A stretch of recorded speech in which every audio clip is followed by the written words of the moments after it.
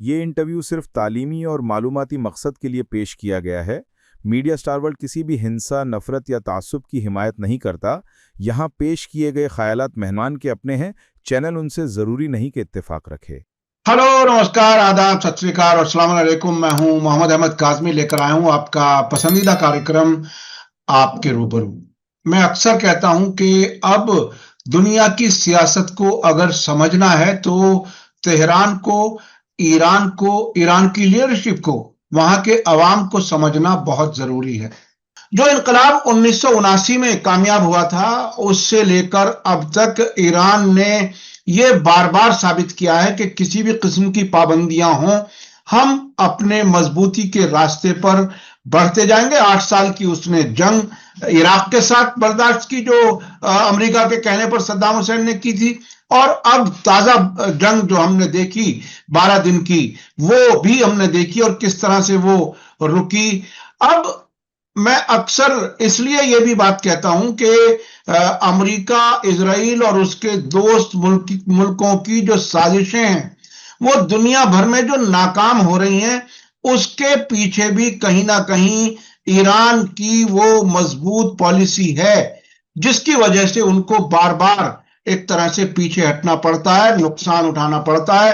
اس وقت جو غزہ میں جنگ بندی ہے، وہ بھی ایران کی مدد حاصل کرنے والے ایکسس آف ریزسٹنس کے اس مضبوطی کی وجہ سے ہے، جس کی اصل مضبوطی جو ہے وہ تہران سے آتی ہے۔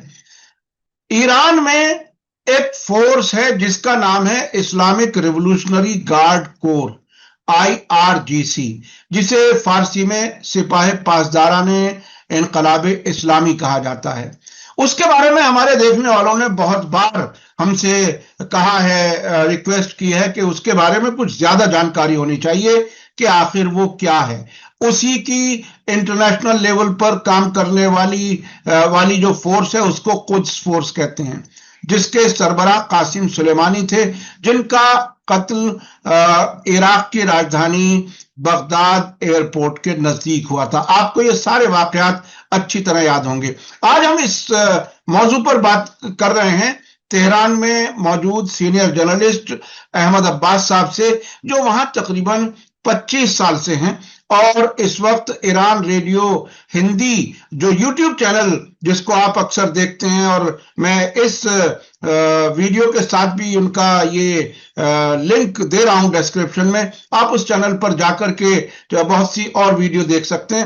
ان سے ہم بات کر رہے ہیں، یہ سمجھنے کی کوشش کریں گے کہ IRGC اس وقت جس طرح سے بار بار ان کے ذمہ داران کہہ رہے ہیں کہ اگر کوئی جنگ اب شروع ہوئی تو ہم اس بار اسرائیل کا خاتمہ کر دیں گے، اور بہت مضبوطی سے تیاری ہو رہی ہے، آخر وہ کیا کچھ ہے، اور خود IRGC کن مرحلوں میں کس طریقے سے اس کی کیا کیا ذمہ داریاں ہیں، لیڈرشپ کیا ہے، وہ سب ہم سمجھنے کی کوشش کریں گے۔ احمد عباس صاحب، ویلکم ہے آپ کا، میڈیا اسٹار ورلڈ کو آپ وقت دے دیتے ہیں، اس کے لیے بہت بہت شکریہ۔ احمد عباس صاحب، یہ بتائیے کہ یہ آخر طاقت کہاں سے ہے جس میں امریکہ، اسرائیل اور اس کے تمام دوست ملکوں کو ایک طرح سے چیلنج کیا جا رہا ہے IRGC کے ذریعے؟ آپ اسے کیسے دیکھ رہے ہیں؟ کیا کچھ ہے؟ آپ تہران میں ہیں، آپ وہاں کے زمینی حالات کو بھی جانتے ہیں، وہاں کے لیڈرشپ کے بیانات بھی آپ کے سامنے ہیں، آیت اللہ خامنہئی کو بھی آپ کافی نزدیک سے جانتے ہیں، مجھے انداز ہے۔ کیا کچھ ہے؟ کیسے دیکھ رہے ہیں آپ؟ قاضی صاحب، شکریہ آپ کا پروگرام میں انوائٹ کرنے کے لیے۔ آپ کو، ناظرین کو سلام عرض کرنا چاہتا ہوں۔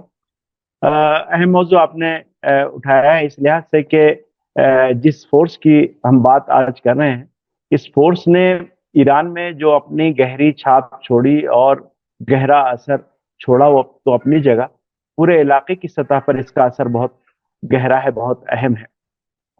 حالیہ اہم واقعات کی اگر ہم بات کریں تو ISIS یا داعش کا جو قلعہ قمع ہوا، اس میں IRGC کا رول بہت زیادہ اہم رہا، اور IRGC نے اپنے تجربے کی بنیاد پر یہ دکھا دیا کہ کیسے بڑے بحرانوں سے نمٹا جا سکتا ہے، اور خاص طور پر وہ ایسے بحرانوں سے کہ جن کی پشت پر اور جن کی منصوبہ بندی میں امریکہ جیسی بڑی طاقتیں اور دوسری بڑی طاقتیں شامل ہوں، تو اسے نمٹنا کیسے ہے، یہ اس میں انہوں نے دکھایا. تو IRGC کی اگر ہم بات کریں، دیکھیے ابھی حالیہ دنوں IRGC کے سابق جو کمانڈر ان چیف تھے محمد علی جعفری، در حقیقت ان کو جو زیادہ لمبے عرصے تک جنہوں نے سرو کیا ان میں تیسرے چیف ہے. ویسے کچھ اور بھی رہے جو تھوڑے تھوڑے عرصے کے لیے رہے. کچھ مہینے جب اس کی تشکیل ہوئی تو کوئی 2 مہینہ 4 مہینے اس طرح کے بھی کچھ لوگ آئے، اور پھر وہ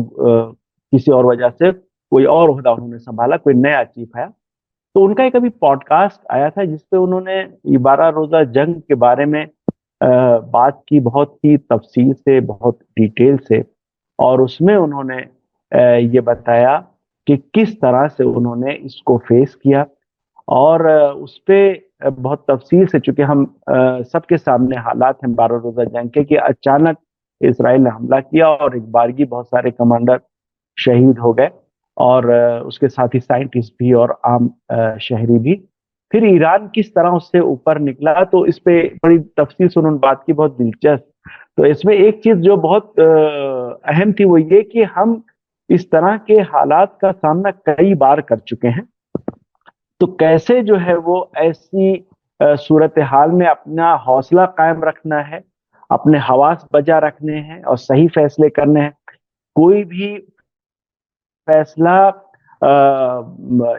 یعنی کوئی بھی اقدام سوچے بغیر اور گہری فکر کے بغیر ہمیں نہیں کرنا ہے.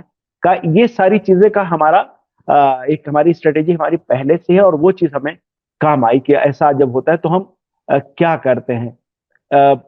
ہڑبڑا کے نہیں، سراسیمگی میں کوئی ہم ایکشن نہیں لیتے، بلکہ جو کچھ کرتے ہیں وہ سوچ سمجھ کے. اور ایک دلچسپ بات وہ یہ کہہ رہے تھے کہ اس دوران اور بھی اس پہ کافی گفتگو ہوئی، وہ کہہ رہے تھے کہ ہمارے جو افراد تھے 12 روزہ جنگ کہا، جب 12واں دن تھا جنگ کا، تو کہا وہ سارے کے سارے ٹریگر پہ انگلی ان کی، اور ان کو بڑا بھاری لگ رہا تھا پیچھے ہٹنا. ان کو یہ نہیں، اسرائیل پہ حملے کی تیاری ان کی اتنی مکمل تھی کہ ان کا بھی یہ تھا کہ اب یہ ذرا کچھ دن چلے کا. لیکن جب سیز فائر ہو گیا اور ان کو واپس جانا ہوا تو ان کو ذرا گراں گزر رہا تھا کہ تیاری ہو گئی تو اب ذرا کچھ ہو جائے، کچھ قاعدے سے کارروائی ہو جائے. تو اس طرح کی فورس ہے، کافی بحرانوں میں نمٹ لیتی ہے. اور بحران ایران کا ہو وہ پہلے دکھا چکی ہے یہ فورس. اس کے علاوہ ہم نے دیکھا عراق کا جو مسئلہ رہا یا سیریا میں جو بحران پیش آیا، اس میں انہوں نے ثابت کیا کہ کیسے یہ نمٹ لیتے ہیں اس طرح کے حالات. اور مجھے یاد ہے کہ بھارت کے لیے بھی شہید کمانڈر قاسم سلیمانی نے بھارت کے نرسوں کو بھی چھڑانے میں اہم رول ادا کیا تھا، جس کا بعد میں پتہ چلا اس وقت جی موصل سے. یہ ایسی فورس جو بہت ہی مضبوطی سے، یعنی انٹرنیشنل ریلیشنز کا بھی خیال اور مظلوموں کی مدد کرنے کا بھی خیال. بھارت کی جو نرسز وہاں پر پھنس گئی تھیں داعش ISIS کے ظلم کا چنگل میں، ان سے آزاد کرانے میں انہوں نے بڑا اہم رول ادا کیا تھا. حالانکہ بھارت میں کچھ گودی میڈیا جو ہے وہ دوسرے طریقے سے اس کو پیش کرنے کی کوشش کرتا ہے، اسرائیل کے طریقے سے. لیکن اب میں یہ سمجھنا چاہتا ہوں کہ IRGC ملک کے اندر کس طرح سے، کس وجہ سے، کن حالات میں شروع ہوئی، اور اب اس کی کیا ذمہ داریاں ہیں، اور ملک کے باہر کیا کچھ ہے. تھوڑا سا کچھ اور بتائیے تفصیل جو عام طور پر لوگوں تک نہیں پہنچتی. بھارت میں جو دیکھنے والے ہیں، مختلف ملکوں میں جو ہندوستانی زبان جاننے والے ہیں، ان تک یہ بات پہنچے. آپ تہران میں لمبے عرصے سے، آپ کے پاس ضرور ایسی معلومات ہوں گی. جی اس کی تشکیل کی اگر ہم بات کریں تو ہمیں پیچھے جانا پڑے گا اس وقت جب انقلاب آیا ایران میں. 11 فروری 1979 کو ایران میں انقلاب آ گیا، اور انقلاب آنے کے بعد ایک فورسز کی جو صورتحال تھی وہ عجیب و غریب تھوڑا ہو گئی. کچھ لوگ چھوڑ کے بھاگ گئے تھے، کچھ لوگ جو ہے وہ اپنی پوسٹ پر نہیں تھے. ایک عجیب طرح کی صورت. ملک ظاہر اتنا بڑا ملک، اتنے بہت سارے ادارے، پھر دوسرے ملکوں کے ایمبیسیز، اب یونیورسٹیز، بہت ساری چیزیں تھیں. اور چونکہ انقلاب آیا تھا تو اس میں یہ بھی خطرات تھے کہ کوئی ایسے ناگوار واقعات نہ ہونے لگے اور ایک افراتفری کا ماحول نہ پیدا ہو. تو فوری طور پر ایک جو کام کیا گیا اور امام خمینی کے حکم پر یہ کام ہوا، وہ تھی سپاہ پاسداران کی تشکیل۔ آپ دیکھیے کہ 11 فروری کو انقلاب آیا ہے، کامیاب ہوا ہے، اور اس کے ٹھیک 17 دن بعد سپاہ پاسداران کی تشکیل ابتدائی طور پر اس کی تشکیل ہو گئی، اور 70 دن گزرتے گزرتے کافی باقاعدہ طور پر ایک اچھے بڑے پیمانے پر اس کو اور پھیلایا گیا، اور اصل جو اس کی جو تاریخ ہے جو کہی جاتی ہے وہ ہے جو اس کی تشکیل وہ 22 اپریل ہے، یعنی 11 فروری کو انقلاب آیا، 22 اپریل کو، یعنی 70 دن کے بعد قریب قریب یہ جو ہے عمل میں آ گئی، فورس تشکیل پا گئی۔ مگر اس سے پہلے ہی 17 دن کے اندر اس کو ایک ابتدائی طور پر اس کو ایک شکل دے دی گئی تھی، اور انہوں نے اپنی ذمہ داریاں بھی سنبھال لی۔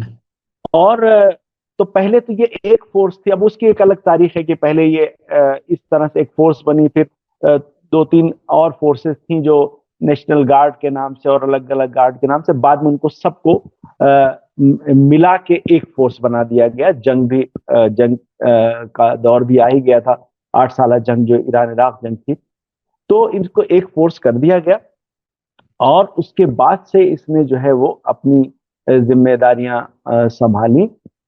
تو اس کے بعد سے پھر ایک فورس یہ رہی، بعد میں آگے جا کے جب کچھ اور سال، قریب 6 سال اور گزر گئے جب، تو اس کے بعد یعنی بھی جنگ چل ہی رہی تھی، تب اسی دوران یہ اس کی اور زیادہ توسیع ہوئی۔ تو اب خالی سپاہ پہلے ایک فورس تھی، پھر اس کے وہ الگ الگ ہو گئے، زمینی فوج اس کی الگ ہوئی، نیوی اس کی الگ بنا دی گئی، اور اس کی شروع میں فضائیہ بنائی گئی تھی۔ تو ایران میں جس سے آرمی کی جو ہے وہ زمینی فوج اور بحری فوج اور فضائی فوج ہے، ہوائی فوج ہے، ایئر فورس، اسی طرح سے پہلے اس کی بھی 3 فورسز بنائی گئی، لیکن بعد میں سپاہ کی جو ایئر فورس تھی اس کو ختم کر کے ایرو اسپیس شعبہ بنایا گیا، وہ اس نے ایئر فورس کی جگہ لی۔ تو اب ایئر فورس جو ہے وہ آرمی کے پاس ہے، آرمی کے جو 3 شعبے ہیں، لیکن سپاہ کے پاس جو ہے وہ ایرو اسپیس، زمینی فوج اور بحری فوج، آبی فوج اور نیوی، یہ فورسز ہیں، 3 فورسز ہیں۔ اس کے علاوہ ایک اس کی قدس فورس ہے جو بعد میں بنائی گئی، اور یہ قدس فورس کی ذمہ داری پھر یہ ہے کہ ملک سے باہر جو جیسے انٹیلیجنس ایجنسیز ہوتی ہیں بہت سے ملکوں کی، جو ملک کے باہر ملک کے مفادات کی اسے حفاظت کرنے کے لیے جو کام کرتی ہیں، اس طرح جو ہے وہ قدس فورس کی تشکیل دی گئی۔ ایک اس کے ساتھ ہی ساتھ بسیج فورس بھی اسی سے جڑی ہوئی بنائی گئی، رضاکار فورس جس کو کہتے ہیں۔ تو بسیج فورس کا رول بھی بڑا اہم ہے، اس سے بہت سارے ایسے لوگ ہوتے ہیں جو پہلے بسیج میں آتے ہیں، بسیج سے پھر سپاہ کے دوسرے کسی شعبے میں چلے جاتے ہیں۔ تو یہ ان کے فورس کے جو ان کا جو اسٹرکچر ہے وہ اس طرح کا ہے۔ 3 فورسز میں نے بتائی کہ ایک زمینی فورس ان کی ہے، اس کے علاوہ نیوی ہے اور ایرو اسپیس ہے، اس کے ساتھ ساتھ قدس فورس اور بسیج، یہ 5 فورسز ہیں۔ اس کے ساتھ ہی ایک اور فورس ہے جو انٹیلیجنس ہے، یعنی سپاہ کی انٹیلیجنس الگ ہے، ایک الگ سے اور جو الگ کا انٹیلیجنس ایجنسیاں اور بھی ہیں، لیکن سپاہ کی اپنی ایک الگ انٹیلیجنس فورس ہے، یہ اپنے طور پر کام کرتی ہے۔ تو یہ ان کے پاس فورسز۔ اب یہ کرتے کیا کیا ہیں؟ ان کی بنیادی جو ذمہ داری ہے آج کی، یعنی ان کا جو الگ سے ان کا جو منشور جو پاس ہوا، اس میں جو ان کی ذمہ داریاں ہیں وہ یہ ہے کہ اسلامی انقلاب کی حفاظت کرنا۔ اسلامی انقلاب کی، چونکہ ان کے نام سے ہی سپاہ پاسداران انقلاب اسلامی، پاسداران کا مطلب ہوتا ہے محافظ، تو اسلامی انقلاب کی حفاظت کرنا یہ ان کی بنیادی ذمہ داری ہے۔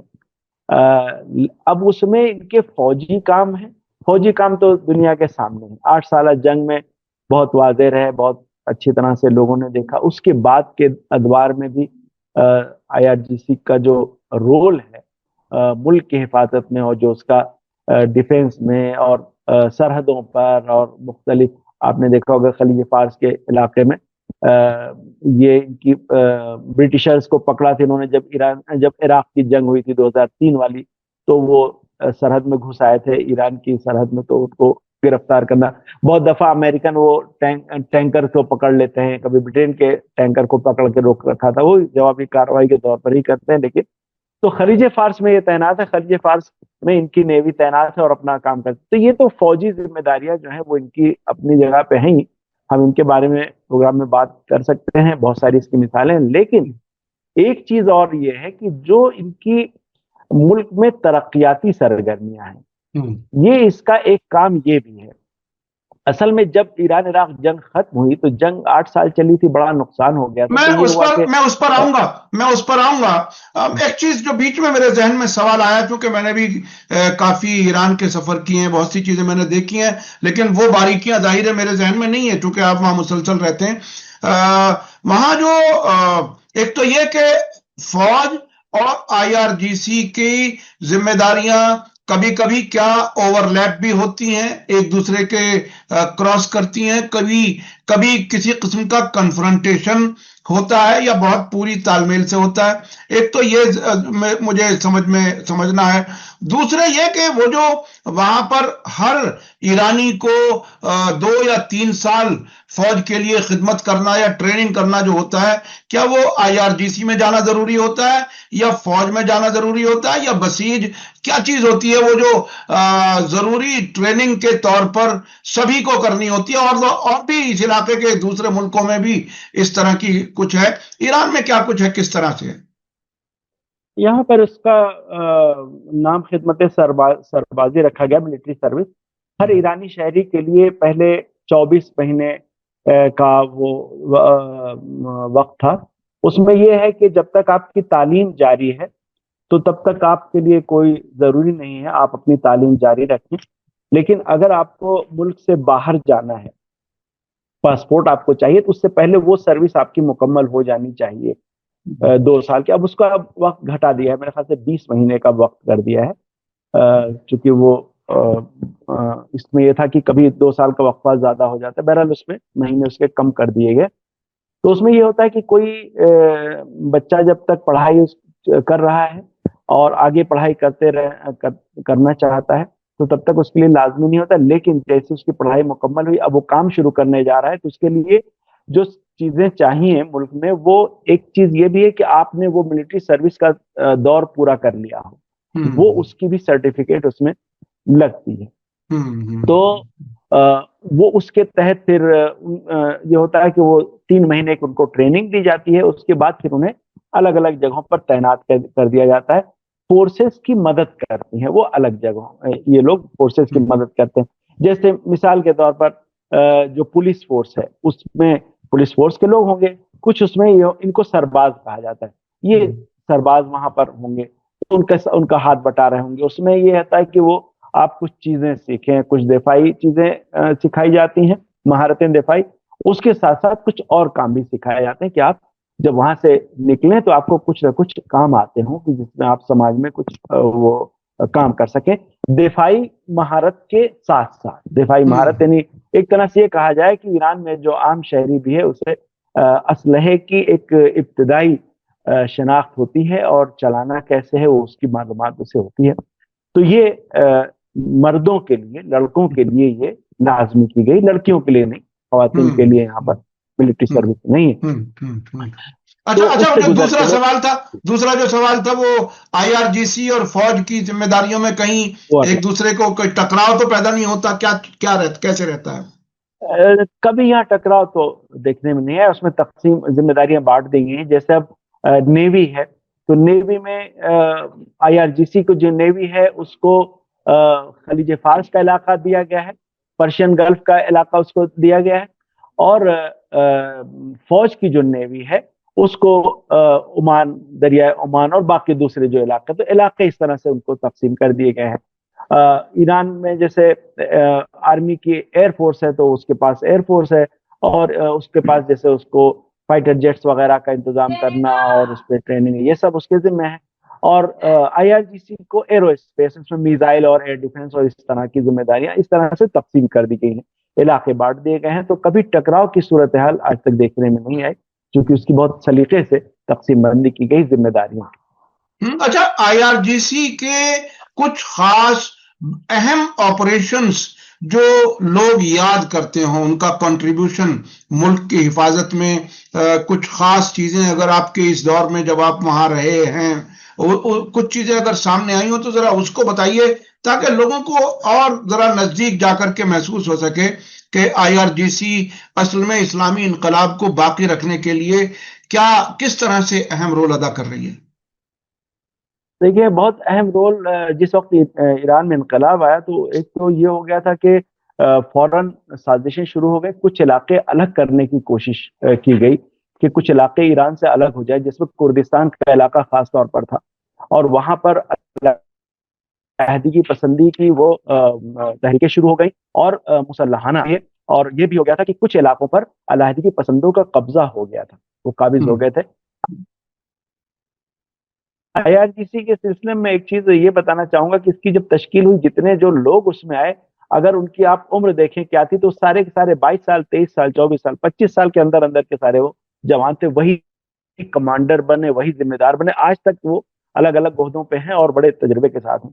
تو یہ اس وقت انہوں نے جب کمان سنبھالی، بلکہ کہا یہ جاتا ہے، کچھ ایکسپرٹس میں نے ان کے بیان سنے کہ اگر آئی آر جی سی کے یہ کمانڈرز نہ ہوتے، ان میں کچھ کا نام بھی لیا جاتا ہے، ایک کمانڈر ہیں جن کا نام ہے احمد متوسلیان، اور ایک کمانڈر اور ہیں اسے محمد بروجردی، یہ دو نام بڑے اہم جو لیے جاتے ہیں۔ انہوں نے کردستان کا علاقہ اس وقت شاید اس کو روک پانا اس کی ایک اور وجہ بھی تھی، وجہ یہ تھی کہ جس وقت ایران انقلاب نہیں آیا تھا اور ایران کے اسرائیل سے تعلقات تھے، تو اسرائیل کی ایمبیسی جو تہران میں تھی، ایمبیسی کے ساتھ ساتھ موساد کا ایک آفس بھی یہاں تھا، اور موساد کی ایک برانچ کردستان میں تھی۔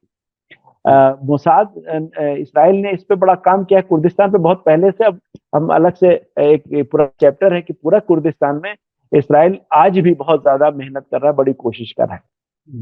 تو اس کردستان کو الگ کرنے کی پوری تیاری ہو گئی تھی اور حالات بن گئے تھے، مسلح گروہ 2-3 بڑے بہت بڑے اب تک بھی ہیں، وہ ملک سے باہر بھاگ گئے، تو وہ قابض ہو گئے تھے بہت سے علاقوں میں۔ تو یہ آئی آر جی سی کے جو کمانڈرز، ان میں ایک کا نام ہے احمد متوسلیان، بہت عجیب و غریب انسان ہے۔ اب دیکھیے، لوگوں کے نام یاد آ رہے ہیں، پھر ان سے جڑے واقعات یاد آ رہے ہیں کہ وہ بہت بڑے کیسے لوگ تھے۔ احمد متوسلیان 25-26 سال کی عمر تھی اور وہ کمانڈر تھے، اور ان کی جو فورس تھی، یعنی ان کو جو بٹالین یا ٹکڑی جو دی گئی تھی، وہ لے کے وہ کردستان میں ایکٹیو ہوئے کہ اس علاقے کو ہمیں واپس لینا ہے جو ان کے قبضے میں چلا گیا ہے، علیحدگی پسندوں کے قبضے میں چلا گیا ہے۔ ان کی خاص بات یہ تھی کہ یہ دشمن کو سرپرائز کرنے کے ماہر تھے، ایسے کام کرتے تھے جو کسی کے دماغ میں بھی نہیں آتے تھے۔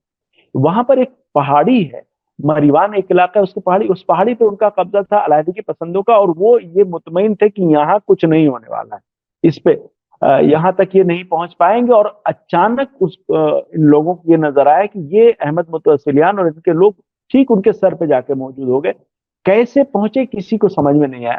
تو یہ اس کے بڑے ماہر تھے، اور مزیدار بات یہ ہے، بلکہ سیکھنے کی بات یہ ہے کہ اس جنگ میں علیحدگی پسند کمانڈر ایک مارا گیا تھا، علیحدگی پسند تھا، جو اس سے ان کی جنگ ہوئی، ان کے لوگوں کو اس نے مارا، انہوں نے پھر لڑائی کی، وہ مارا گیا۔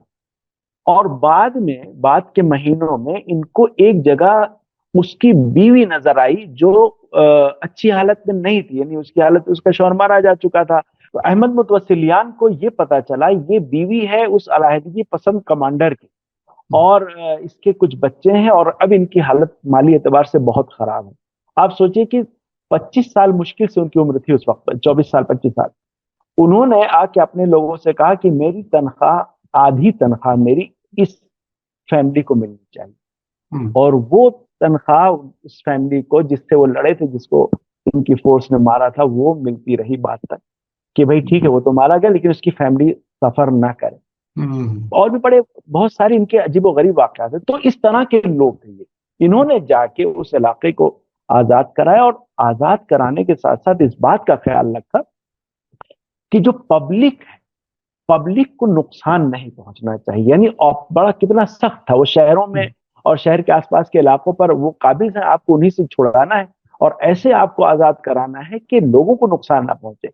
تو یہی تھا کہ جب وہ آپریشن وہاں ختم ہوا، وہ واپس آ رہے تھے، مقامی لوگ دہاڑے مار مار کے رو رہے ہیں جبکہ یہ کرد آبادی میں وہاں جا کے جنگ کی، لڑے، اور یہ ان کی مہارت تھی۔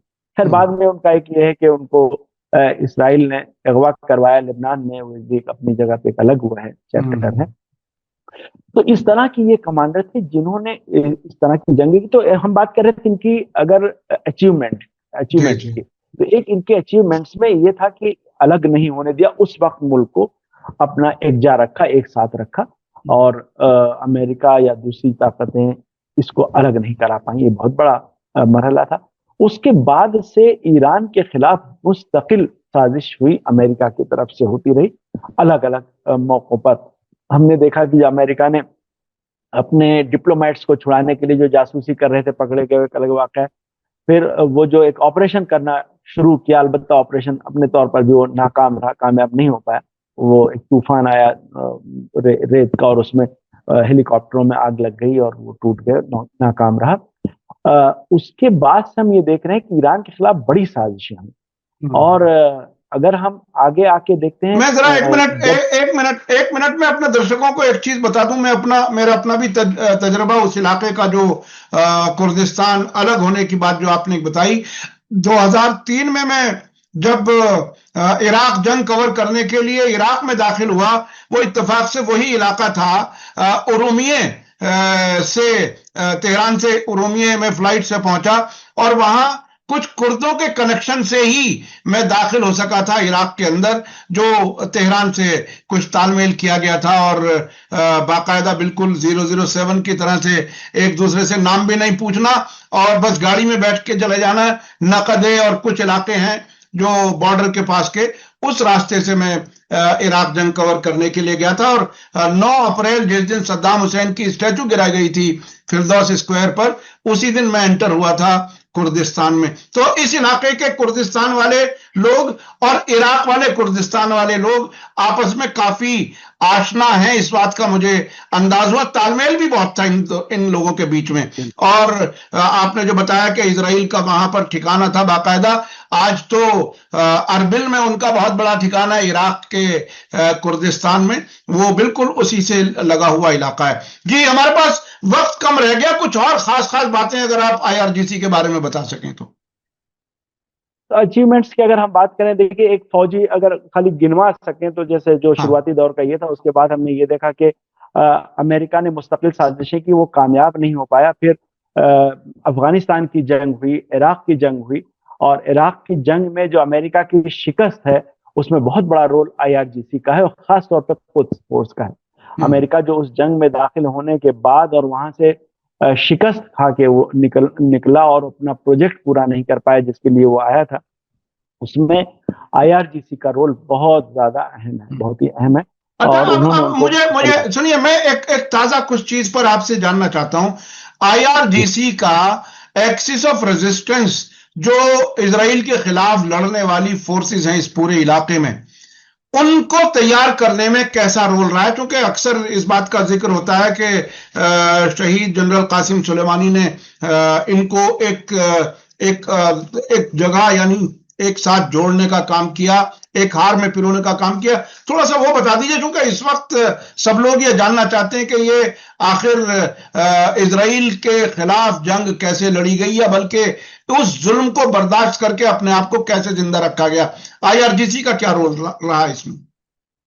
دیکھیے اس میں یہ ہے کہ اسرائیل یعنی ایران میں انقلاب آنے اور IRGC کے بننے سے پہلے سے اسرائیل کے مظالم بڑے بھیانک طریقے سے جاری تھے، فلسطین میں، لبنان میں، ہم یہ دیکھ رہے ہیں۔ اس کے علاوہ اور بھی کچھ جگہیں ایسی تھی جہاں ڈکٹیٹرز تھے، وہ اپنے لوگوں کو انہوں نے کرش کر رکھا تھا، کچل رکھا تھا، جیسے کہ یمن میں۔ تو اس طرح کی جو فورس، اس طرح کے جو علاقے تھے جہاں پر اسرائیل، خاص طور پہ اسرائیل جہاں پر بہت ایکٹیو تھا، لوگوں کو کچل رکھا، تو وہاں پر خاص طور پہ لبنان میں ایران نے پھر انقلاب کے بعد بڑی محنت کی، البتہ اور پہلے سے محنت وہاں پر ہو رہی تھی، جو لوگ مظلوم تھے ان کو مضبوط کرنے کی، لیکن انقلاب کے بعد بڑی منظم، بہت اچھی طریقے سے یہ کوششیں ہوئیں، اور حزب اللہ کو بہت اہم تجربہ تھا کہ سب سے پہلی فوریت وہی تھی حزب اللہ کی، اور دوسری فوریت تھی فلسطینیوں کی، تو دونوں کو مدد کرنے میں ایران کا بہت اہم رول رہا۔ ایران نے حزب اللہ کو کھڑا کیا، اس کے ساتھ پھر جو ہے وہ حماس اور جہاد اسلامی اور جو فلسطینی تنظیمیں ہیں ان کو سپورٹ. پہلے الفتح کو تنظیم حمایت کرتا تھا ایران، لیکن بعد میں الفتح نے اپنا راستہ بدل لیا، کہیں اپنے آپ کو دور کر لیا، تو دوسری تنظیمیں آئی جو اسرائیل کے خلاف لڑنے کے لیے، ان کو ایران نے سپورٹ کیا. پھر ISIS اور داعش کا جب مسئلہ آیا تو ایران میں فورسز بنا دی، ایران میں حشد الشعبی کو قائم کر دیا جو آج ایکسس آف ریزسٹنس کا حصہ ہے. اس کے علاوہ عراق میں جی ہاں عراق جی. اور اس کے ساتھ پھر یمن میں انصار اللہ کے ساتھ ایران کافی پہلے سے کام کر رہا ہے. یہ 2000 کچھ چیزیں جو سننے میں آ رہی ہیں وہ 2000 کے آس پاس اور 2003 اور 2004 اس کے آس پاس بھی یہاں تک کہ حزب اللہ اور انصار اللہ کے روابط کی باتیں اس وقت سے کچھ آتی ہیں کہ یہ انصار اللہ کے لوگ جاتے تھے، یمنی جاتے تھے اور حزب اللہ ان کو ٹریننگ دیتی تھی، ظاہر یہ ایک ہی اس کا الائنس کا حصہ تھے. تو اس طرح سے انہوں نے جن پہ مظالم ہو رہے تھے ان کو امپاور کیا کہ وہ اپنا دفاع کر سکیں، اور آج وہ تنظیمیں کافی مضبوط ہو گئیں اور مضبوط ہو کے ایک ذمہ دار رول ادا کر رہی ہیں وہاں کی گورنمنٹ میں بھی.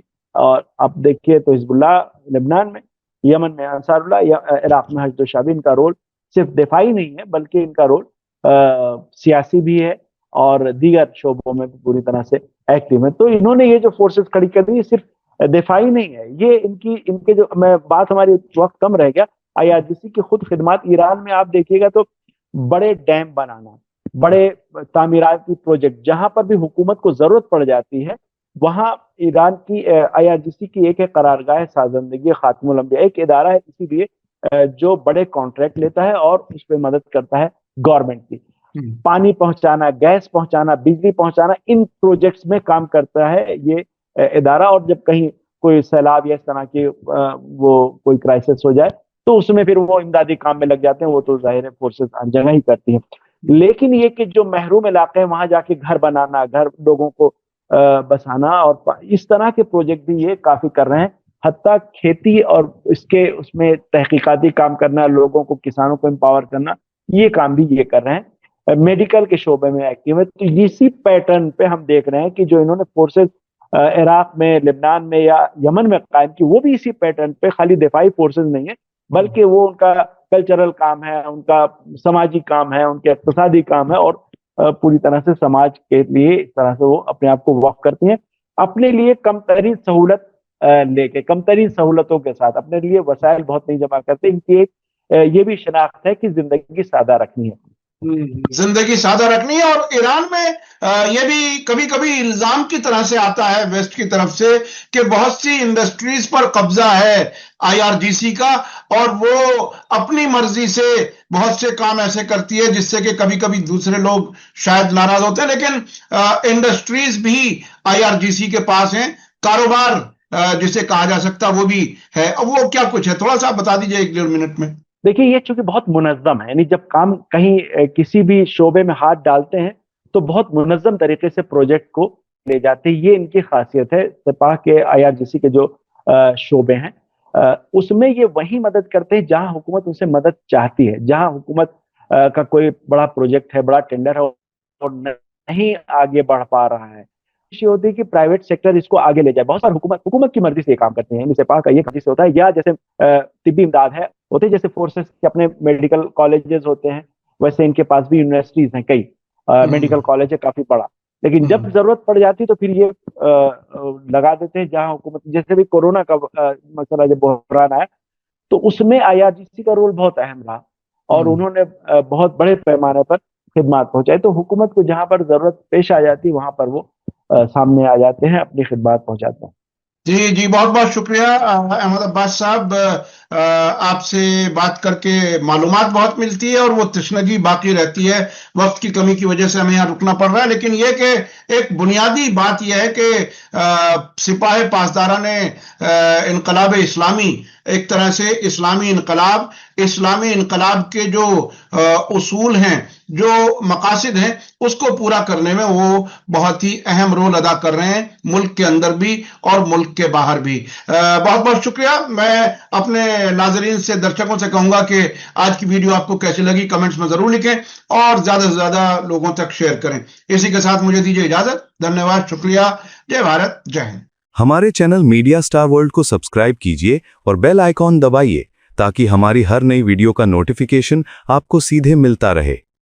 अगर आपको हमारी खबरें पसंद आती हैं तो उन्हें अपने व्हाट्सएप, इंस्टाग्राम, फेसबुक और ट्विटर अकाउंट्स पर शेयर करना ना भूलिए ताकि और लोग भी हकीकत से वाकिफ हो सकें।